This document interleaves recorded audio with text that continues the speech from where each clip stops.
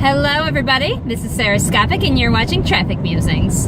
I apologize for my voice. I think it has gone down like three whatever in pitch. So I don't know if I'm coming down with something. I had my homecoming last weekend, as you know from the previous episode, and so I don't know what happened, but my voice is not really recovered from that experience, so hopefully it's minor.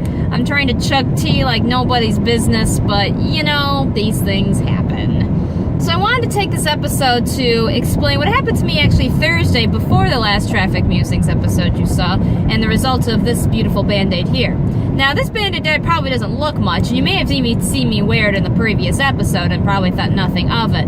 But in lies a terrible, terrible tale of tears, misfortune, and a burnt carpet. That's right, a burnt carpet and, well, a burn on my thumb. Pretty nasty burn on my thumb, actually. So, long story short, I accidentally caused a grease fire in my apartment on Thursday. It was on accident. It was really dumb of me. I had oil in the pan, and I put on the oil way too hot. Well, the heat way too hot. I wasn't even thinking. Usually I don't do that. I don't know what I was thinking. And yeah, it burst into flames. Surprise, surprise, I know. Okay, so here was the problem. I'm in that moment, I'm staring at the fire, and I'm in a panic because, you know, it's a fire, and I'm alone in an apartment.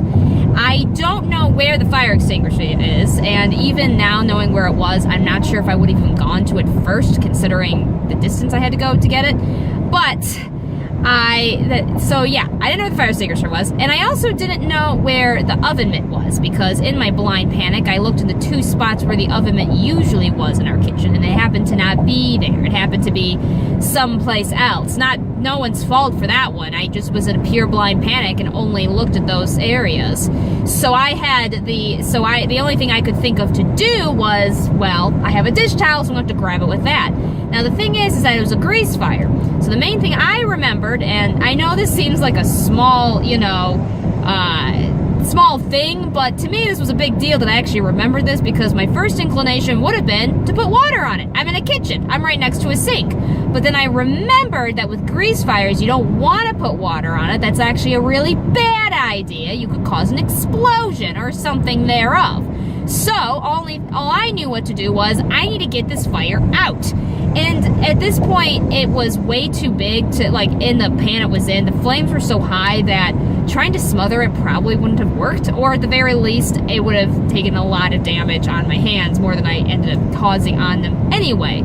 So we have a porch near in our living room. So what I did was I grabbed it with a dish towel, went over to the patio. The problem is that, of course, the patio is closed, and so because of the combination of the patio is closed and burning my hands, I dropped the pan that the fire was in, managed to open the door, and then throw the thing out into the porch. Thankfully, our porch is made out of a stone slab, and it's on the ground floor. So as long as it didn't reach the grass, I was fine. There was a tiny little fire in the carpet. I managed to put that out with my foot. Probably not the best idea, but it was fine. I only ruined a sock. That's all. So that's all good. The problem is that because I dropped the pan and because of the small fire and the oil spilled, I did cause burns on my carpet. So unfortunately, I have to get part of my carpet replaced, which is not fun, but it's taken care of, and it's all good. My poor roommate was so very confused about the whole process when I texted him about it later. Because what I ended up doing is I've seen the fire, and I'm thinking, well, who should I call? And I was thinking of calling 911, but I was like, a fire is not ongoing, so it's not really an emergency, and I didn't see any fires start elsewhere in the apartment, so I was technically no longer in danger. I was just waiting for the fire to go out, which it did momentarily. So instead, I thought I managed to call the management of my apartment. Real professional folks. They came right by. They investigated the area. They called the chief management guy. He came by. He gave me an estimate. Ended up being a little higher than the estimate he gave me, but that was because of circumstances he didn't realize that neither of us knew because of how carpets work. It's kind of dumb, but whatever. So that's gonna get all replaced and stuff. But he was real calm about it. Everyone was real chill about it overall. They got fans to kind of blow the smoke out because the fire alarm had gone off, of course, and I hate smoke alarms because the sound of them make my ears bleed. So I'm glad they got that under control. So yeah, all that really happened, like I had some minor burns on my hands, but I mean the ones on my left hand are pretty much non-existent now. But I did, and the one on my pinky here is pretty much, it's still there, but it's healing. The one on my thumb was pretty bad. I don't know if I have a picture of it. If Ep77 has a picture, it will be right here, right now.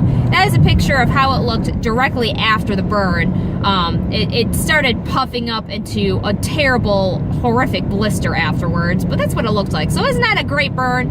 It's not a great burn. It wasn't really a great. Again, I don't have a picture of the actual blister, but that red area you see my thumb all turned into like one huge blister. And unfortunately, I was gone that weekend, and it burst while I was there, so that was a fun thing I had to deal with, and kind of gross. But thankfully, modern medicine has given us Neosporin and burn cream, so I've been using those like you wouldn't believe. But I keep it open at night to kind of get the scar over, and then I wrap up during the day because nobody wants to see that.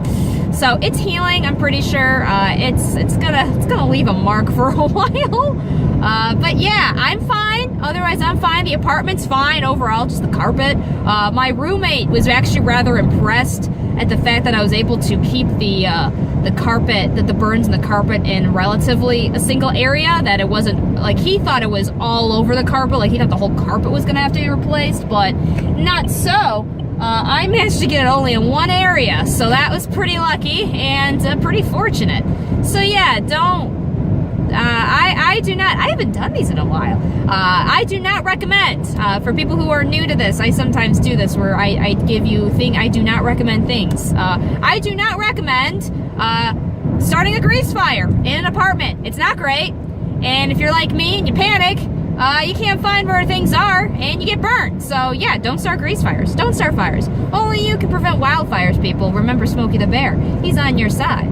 I think something that I do find a little bit funny, because I laugh about it now, that's kind of how I deal with things that make me panic, is afterwards I'm like, ha ha ha, that was really funny, ha ha ha. While my friends are like, that sounds horrific, and I go, ha ha ha, it was funny. Not really.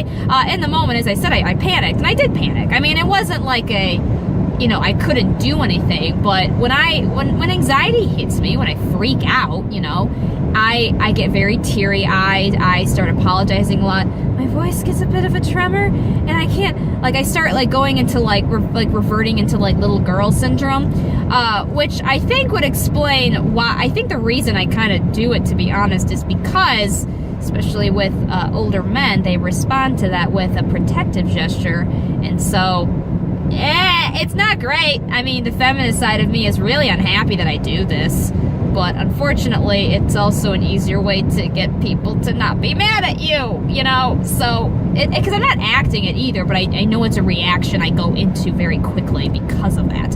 But I was going to say that was kind of funny, so they give me the report afterwards that management wrote, and it says, fire started in an apartment, fire is contained, some burns on the carpet will need to be replaced, resident is frantic. Which I thought was a funny thing to put down, because it's like, of course I was frantic, what did you expect? I started a fire. I don't know, I think it'd be kind of weird if I wasn't at least a little bit frantic. I mean, the main reason I was upset was because to be honest, the burns suck, but I was mainly concerned the fact that I caused burns on the carpet, and so that's what really was making me freak out, because I didn't know how they would react to that. I didn't know if they were going to have to replace the whole carpet. I didn't know they only would just do a section. So for me, that was a pretty big deal. So of course I was frantic. Screw you!